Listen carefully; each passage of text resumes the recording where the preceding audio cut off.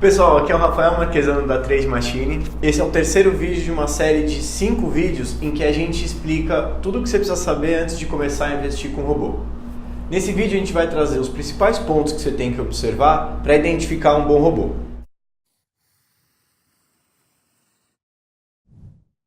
Vale a gente lembrar aqui que nem sempre o robô mais rentável é o melhor robô. O que a gente tem que buscar são as melhores consistências nas operações, o melhor conjunto. E para isso a gente tem que aprofundar em alguns resultados que o backtest entrega para a gente e muitas vezes fazer algumas análises que não saem no resultado do backtest, mas você consegue fazer com aquele histórico de operações que ele entrega para você. Para a gente avançar no assunto, eu vou precisar separar os robôs traders em duas famílias. Os robôs white box, que são os robôs parametrizáveis. Isso significa que se você tiver uma tese de trading e quiser testar, você consegue parametrizar eles, colocar as suas ideias nesse robô e medir os resultados nos backtests. Ou você pode pegar um robô black box, que é um robô que já tem uma estratégia fechada, parametrizada, que você só vai precisar instalar na sua conta. A primeira etapa para você desenvolver um robô é você desenvolver uma estratégia para fazer um trading. Isso você pode fazer na mão, olhando o gráfico e simulando o que estaria acontecendo em cada um dos momentos dele, ou você pode transferir toda essa lógica para um robô. Retomando o primeiro vídeo, um robô ele é só um programa de computador que reproduz uma rotina para você. Uma vez que você identificou um padrão que pode ser lucrativo ao longo do tempo, o que você faz é programar o robô para que você consiga fazer isso ao longo de muito tempo. Então, uma vez que o robô está programado para executar aquela rotina para você, você utiliza um programa, por exemplo, o MetaTrader, para poder rodar essa rotina num backtest. Para quem não sabe, backtest é o único jeito que a gente tem para analisar se essa estratégia ela pode ou não ser lucrativa. Realizar um backtest é como se fosse voltar no tempo e começar a operar e depois chegar no dia de hoje e ver o resultado que a gente teria na conta. Os relatórios do backtest são nossa principal base de informação para poder avaliar uma estratégia. E muitas vezes não é tão óbvio saber se ela é positiva ou negativa, se ela é melhor ou pior. Porque se você comparar só pelo resultado financeiro, só quanto por cento ela é mais rentável no final do período, você deixa para trás um monte de informação que vão fazer a sua experiência ser muito mais consistente e tranquila ao longo do período do investimento com aquela estratégia, com aquele robô. O primeiro e mais óbvio deles é a curva de capital, que são aqueles gráficos que você vê por aí que mostra quanto de dinheiro o robô fez ao longo do tempo ou qual o percentual de lucro dele ao longo do tempo. Vamos analisar esse primeiro, a curva de capital. Primeiro, o que é a curva de capital?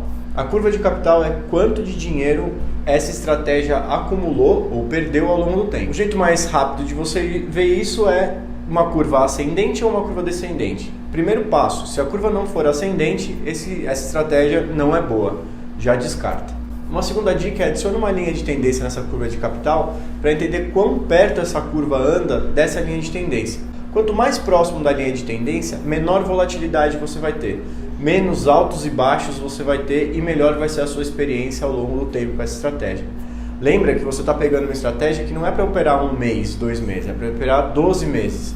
Se ao longo da estratégia você está lá faz 10%, 30% para cima, aí depois do mês que vem você está 60% para baixo, depois 150% para cima e depois 100% para baixo, isso é muito dolorido, muito difícil de você até confiar na decisão que você tomou lá atrás.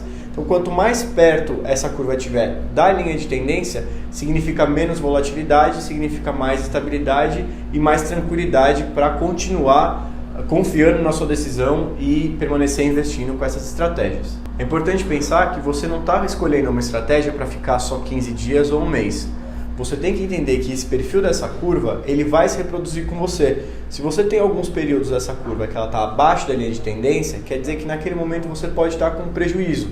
Mas no longo prazo essa curva sobe. Se esse movimento é muito brusco, você pode ter situações em que você vai estar vendo na sua conta metade do seu dinheiro. Então esse não é um bom robô, não é um robô que vai te trazer uma experiência agradável de se investir. Os outros pontos são menos óbvios para quem nunca investiu com robô. Então eu vou começar a apontá-los e a gente vai olhando um a um. O primeiro deles é a relação entre ganhos e perdas. Você pode olhar isso de duas formas. O primeiro, o tamanho do ganho em relação ao tamanho da perda. E o segundo, a taxa de acerto e a taxa de erro. Olhando o conjunto das operações do robô, você pode identificar que aquele robô, ele quando ganha mais, ganha um volume maior de dinheiro do que nos eventos que ele perde. Então, por exemplo, um robô pode ganhar, quando ganha, a média dele é R$300 e quando perde, a média dele é R$50. Isso é uma informação relevante para você entender um certo equilíbrio entre o robô. Só que você não pode olhar essa informação isolada. Porque imagina um robô que quando ganha 300 e quando perde 50, mas a cada 10 operações ele perde 9. Ele vai ser um robô negativo. Então, para você avaliar qual é a relação, o equilíbrio entre ganhos e perdas, você tem que avaliar em conjunto a taxa de acerto e a taxa de erro, que é o quanto de um total de operações, qual percentual que aquele robô costuma acertar. Tem mais um indicador que a gente gosta bastante, que é SQN. O SQN já leva em consideração o ganho médio, a perda média, a taxa de acerto e a taxa de erro do seu robô. Ele de uma vez consegue calcular o equilíbrio desse robô e te entregar um indicador de qualidade. Esse indicador pode te orientar bastante na hora de você comparar um robô com outro, porque ele já compila uma série de informações que normalmente a gente olha individualmente. E uma grande vantagem dele é que você pode utilizá-lo também para avaliar a qualidade de um portfólio de robôs. O próximo ponto é o drawdown. O drawdown é o máximo rebaixamento que aquele robô teve na conta. Então imagina que ele está seguindo uma curva, começou a ganhar e ele perdeu. A primeira vez que ele perde, do topo da curva até o fundo, todo aquele montante é o máximo rebaixamento que ele teve até esse momento. Aí depois de um ano, ele foi, seguiu ganhando, recuperou, seguiu ganhando e aí ele perdeu, em vez de perder 1.000, como daquela primeira vez, ele perdeu R$2.000. Então o máximo rebaixamento durante esse período todo agora é R$2.000. Assumindo que o estudo do passado é a melhor informação que a gente tem para supor o que acontece no futuro, ter o drawdown calculado é uma importante medida de risco. Você sabe qual que durante esse período todo que você estudou, o máximo rebaixamento que ele tem. Então você pode reservar aquele financeiro para aquele robô operar, assumindo que aquela é uma perda possível daquela estratégia, segundo o histórico que ele já te apresentou. O ponto seguinte é o tamanho do stop loss de cada uma das operações. Quando o robô entra numa operação, ele já tem pré-definido os parâmetros de risco dele.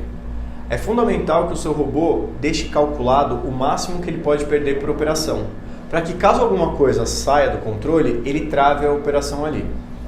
Dentro de cada uma das operações você define o seu stop loss. Isso é de acordo com a sua estratégia, isso está lá na etapa de desenvolvimento e não é o que a gente está falando aqui. Aqui é o máximo que o robô aceita fazer de perda. A não ser que você tenha um gap, que é um assunto mais técnico que a gente pode falar depois, se o preço começa a descer e o robô tem esse gerenciamento de risco de fazer um stop loss máximo, o robô vai fechar a operação independentemente da situação que o mercado esteja. Isso é bem importante porque também limita o máximo que você pode perder por operação. Eu citei que o robô pode ter programado dentro dele um stop loss máximo, para evitar que você tenha perdas não programadas. Você pode incluir dentro do robô uma série de outros gatilhos que te protegem em situações inesperadas.